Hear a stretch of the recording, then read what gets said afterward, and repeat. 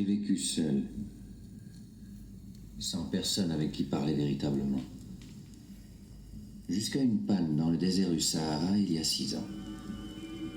Quelque chose s'était cassé dans mon moteur, et comme je n'avais avec moi ni mécanicien ni passager, je me préparais à essayer de réussir tout seul une réparation difficile.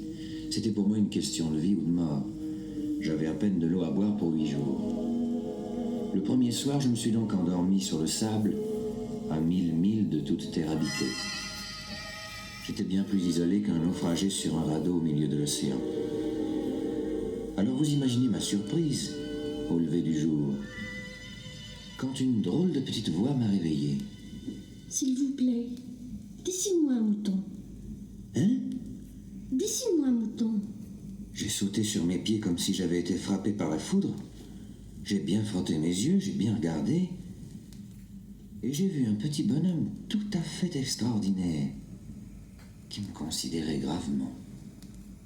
Il ne semblait ni égaré, ni mort de faim, ni mort de fatigue, ni mort de soif, ni mort de peur.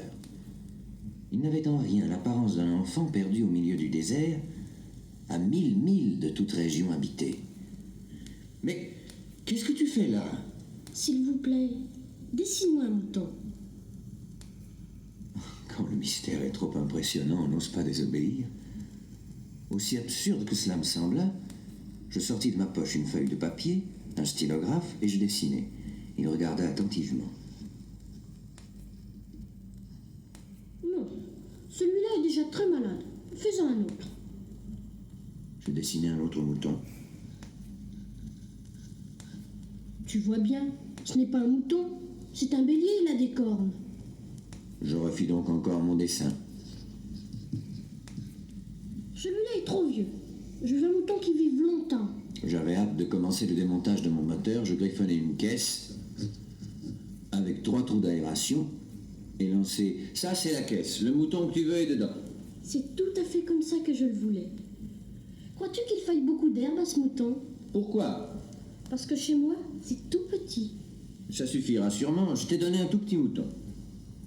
Pas si petit que ça.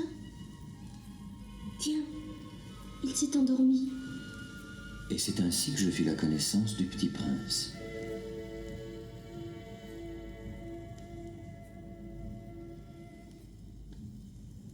Il me fallut longtemps pour comprendre d'où il venait. Le petit prince, qui me posait beaucoup de questions, ne semblait jamais entendre les miennes. Ce sont des mots prononcés par hasard qui peu à peu m'ont tout révélé. Ainsi, quand il aperçut pour la première fois mon avion. Qu'est-ce que c'est que cette chose-là? Ça n'est pas une chose, ça vole. C'est un avion. C'est mon avion. Comment? Tu es tombé du ciel? Oui. Ah, ça c'est drôle. Alors toi aussi tu viens du ciel? De quelle planète?